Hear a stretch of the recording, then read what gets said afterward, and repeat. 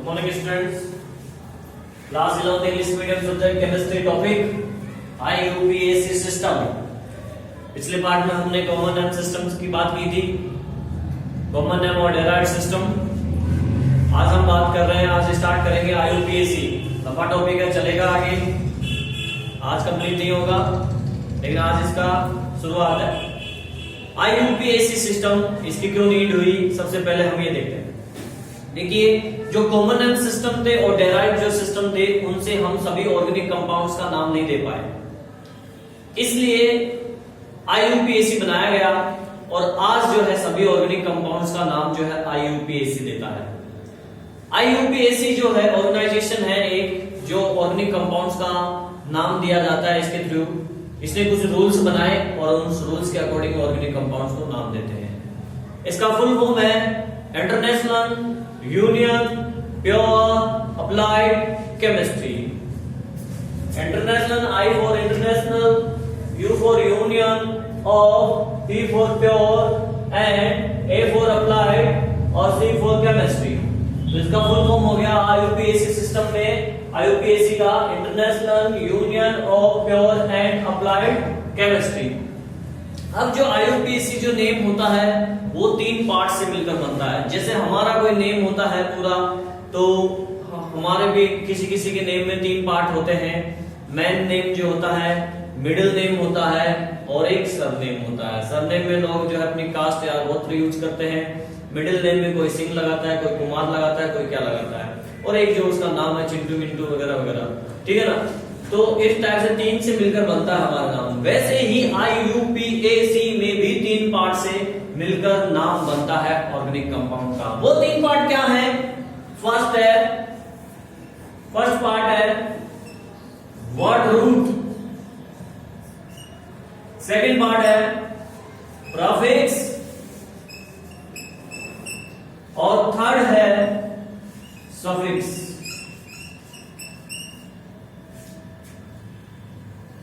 ठीक है, ये जो सफिक्स है इसके 2 पार्ट है, एक प्राइमरी सफिक्स और एक है सेकेंडरी सफिक्स। ठीक है, तो इन 3 पार्ट से मिलकर जो है IUPAC नेम बनता है, और इनका जो लिखने का ऑर्डर है वो ये होता है। सबसे पहले आता प्रीफिक्स, फिर आता वर्ड रूट, उसके बाद में आता है प्राइमरी सफिक्स, और फिर आता है सेकेंडरी सफिक्स। ऐसे लिख के इनको अरेंज करते हैं, इस ऑर्डर में अरेंज कर देते हैं और नाम आ जाता है ऑर्गेनिक कंपाउंड का IUPAC। प्रीफिक्स का मतलब ये होता है पहले और सफिक्स का मतलब होता है बाद में। अब हम बात करते हैं फर्स्ट ऑफ इसकी, वर्ड रूट की। ये वर्ड रूट क्या है? ये ऑर्गेनिक कंपाउंड में जो लॉन्गेस्ट चेन बनाएंगे उसमें percent number of carbon atom है। एक कार्बन है तो क्या यूज करेंगे वर्ड रूट में, 2 कार्बन है तो क्या नाम दें, 3 हो तो क्या दें, 4 हो तो क्या दिया जाएगा। तो वो चीज है वर्ड रूट होती है। मैं यहाँ पे एक टेबल बना रहा हूं, इसकी आपको ये टेबल्स लर्न होनी चाहिए, तभी आप ये नाम दे सकते हो। तो फर्स्ट ऑफ हम बात करते हैं वर्ड रूट की टेबल की। वर्ड रूट, अब वर्ड रूट क्या क्या है देखिए, मैं स्टार्ट करता हूं फर्स्ट से। आपने पिछली क्लास में पढ़ा होगा C1। अगर कार्बन 1 है उसके लिए हम मेथ यूज करेंगे, मेथ। कार्बन 2 है तो उसके लिए एथ यूज होगा, एथ। C3 के लिए प्रोप, C4 के लिए ब्यूट, C5 के लिए पेंट, C6 के लिए हेक्स, C7 के लिए हेप्ट, C8 के लिए ऑक्ट, C9 के लिए नॉन, C10 के लिए date.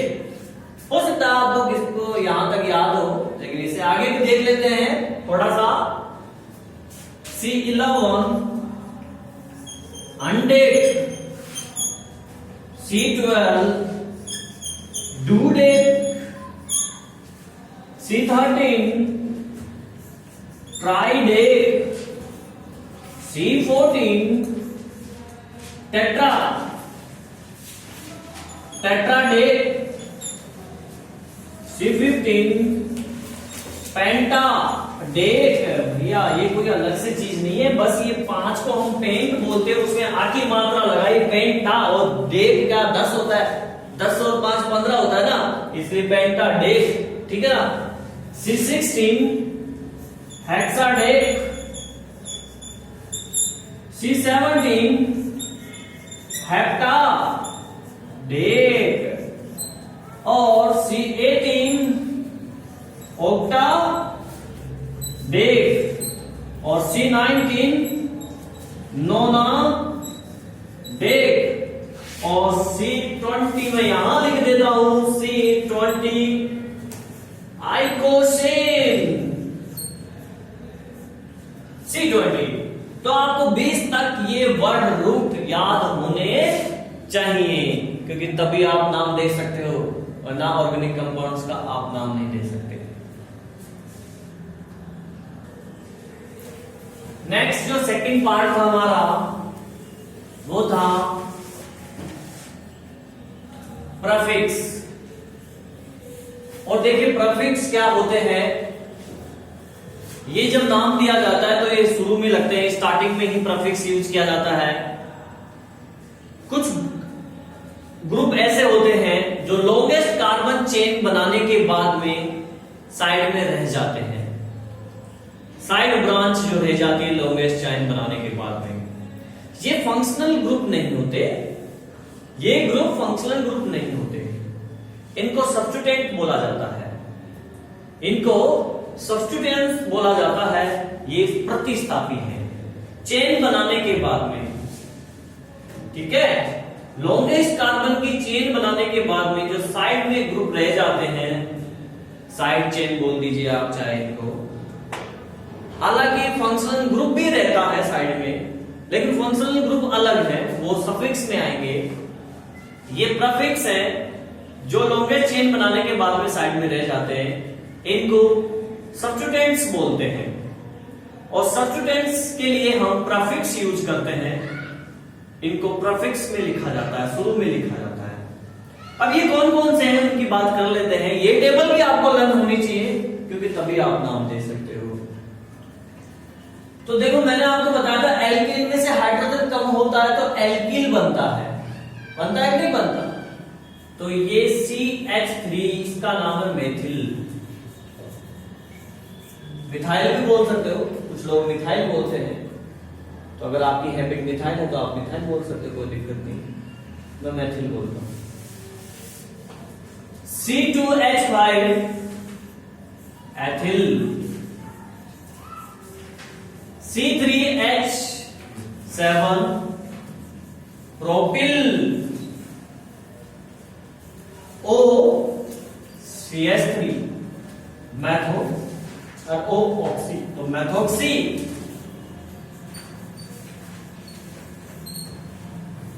OC2H5 ethoxy,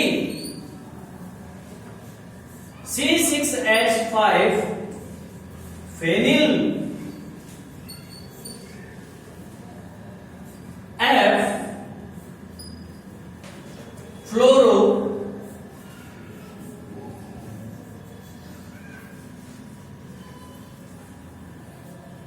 Cl chloro,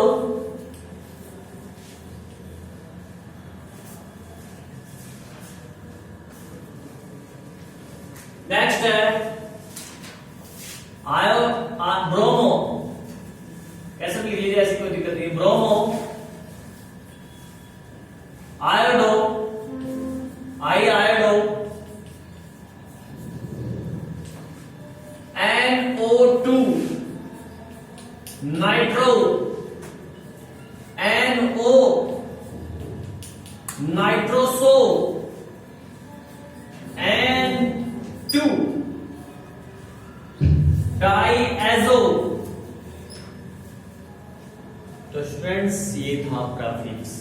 ये सब्स्टिट्यूएंट्स है, इनको प्रीफिक्स में यूज किया जाता है, प्रीफिक्स की जगह लिखते हैं इनको, सब्स्टिट्यूएंट्स है ये चेन बनाने के बाद में देने वाले हैं।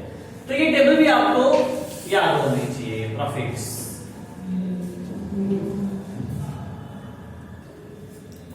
सफिक्स, तीसरा पार्ट है सफिक्स। और मैंने आपसे कहा था कि इसके दो पार्ट हैं, एक है प्राइमरी सफिक्स और एक है सेकेंडरी सफिक्स। अब प्राइमरी सफिक्स में तो कौन आता है, देखो प्राइमरी सफिक्स में आते हैं जैसे bond, number of bond, single bond है, डबल बॉन्ड है, ट्रिपल बॉन्ड है, या दो डबल बॉन्ड है, या दो ट्रिपल बॉन्ड है, सिंगल बॉन्ड में इन, डबल बॉन्ड में इन, ट्रिपल बॉन्ड में आइन यूज होता है। और सेकेंडरी सफिक्स में आते हैं आपके फंक्शनल ग्रुप, ठीक है ना। तो इसकी टेबल हम बाद में बनाएंगे, पहले हम देख लेते हैं प्राइमरी सफिक्स। तो प्राइमरी सफिक्स देखिए, प्राइमरी सफिक्स की टेबल है, अगर कार्बन कार्बन के बीच में सिंगल बॉन्ड आ रहा है, कंपाउंड के अंदर जो कार्बन प्रेजेंट है उनके बीच में सिंगल बॉन्ड है, तो उसके लिए सफिक्स यूज करेंगे एन। ये मैंने आपको पहले बताया था, एल्केन, एल्कीन और एल्काइन में अगर डबल बॉन्ड है कार्बन कार्बन के बीच में, देन हम यूज करेंगे इन। और अगर ट्रिपल बॉन्ड है कार्बन कार्बन के बीच में, उसके लिए हम यूज करेंगे आइन, ठीक है। अगर दो डबल बॉन्ड हो, मान लीजिए कंपाउंड के अंदर दो डबल बॉन्ड आ रहे हैं, देन हम यूज करेंगे, दो के लिए डाई लगता है, तीन के लिए ट्राई लगता है, चार के लिए टेट्रा लगता है, तो दो डबल बॉन्ड है तो डाइन।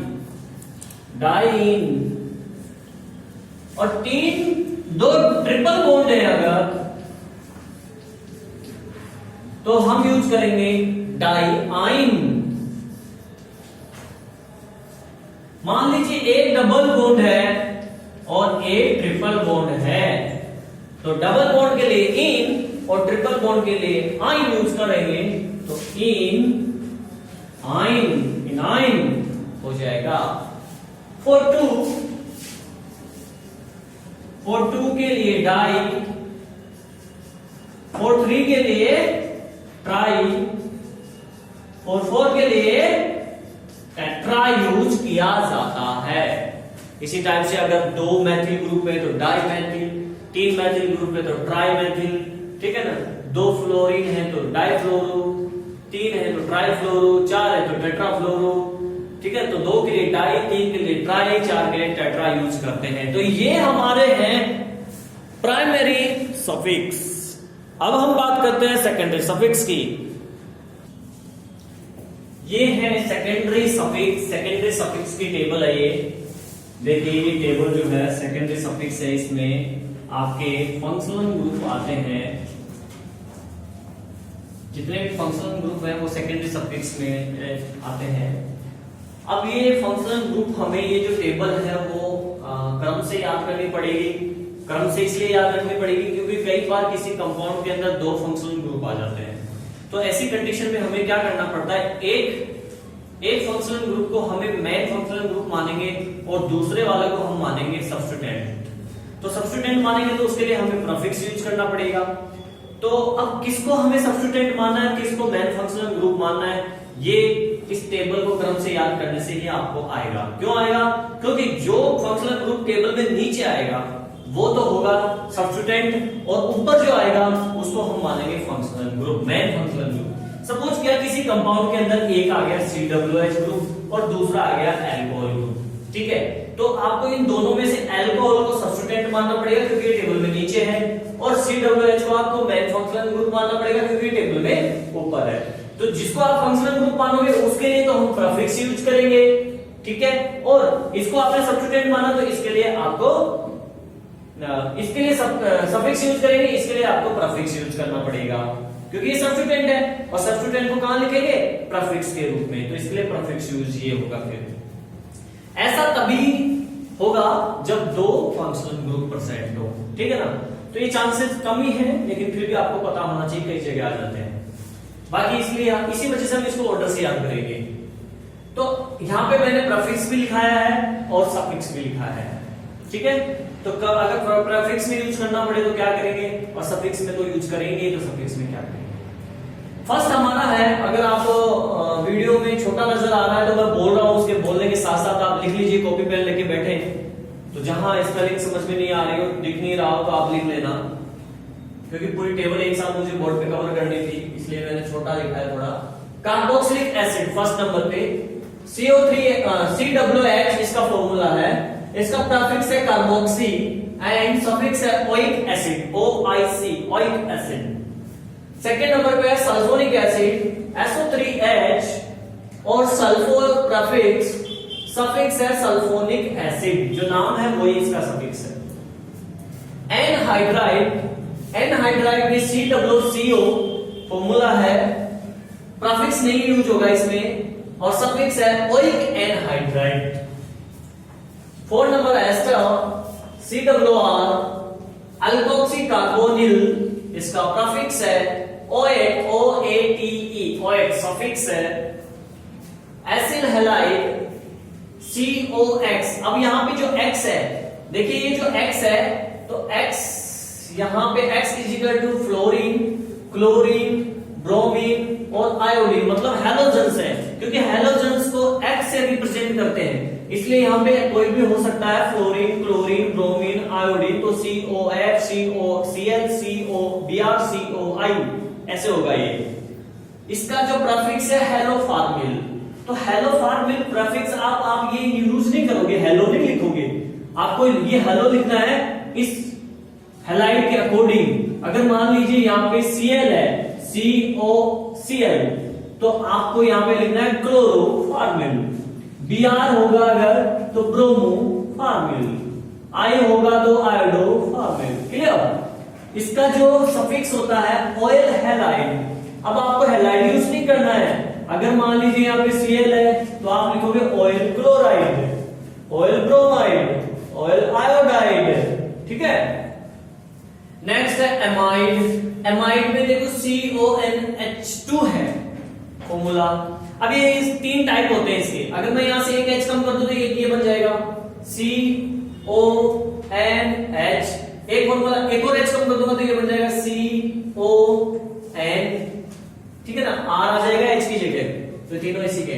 कार्बोनोइल इसका प्रीफिक्स है, एमाइड इसका सफिक्स है।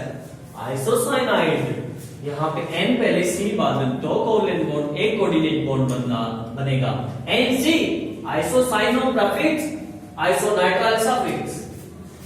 साइनाइड CN तीनों कोवलेंट बॉन्ड, साइनो नाइट्राइल यानी आइसो हटा देंगे। एल्डिहाइड, एल्डिहाइड में आपका CHO, aldo prefix ALL suffix. Ketone CO group नजर आए आपको और दोनों तरफ एल्किल चेन हो, एल्किल ग्रुप, तब कीटोन होता है वो, कीटोन, मतलब इधर भी जो है एल्किल ग्रुप हो और इधर भी जो हो एल्किल ग्रुप हो। CO तो आपको इसमें भी नजर आएगा एल्डिहाइड में, इस एल्डिहाइड का फॉर्मूला ये एक्चुअली ऐसे है, देखो C डबल बॉन्ड O और H ऐसे है, तो CO अब कहीं आप ये CO देख कीटोन मत समझ लेना इसको, क्योंकि इसके दोनों तरफ एल्किल ग्रुप होना चाहिए तभी कीटोन होगा, यहाँ पे तो H है, तो ये तो एल्डिहाइड है, ये कीटोन है। Keto one alcohol OH prefix hydroxy ol OL, thio alcohol SH, O की जगह S आ गया, SH mercapto prefix suffix thiol. Amine NH2 amino और एमीन इसका सफिक्स है।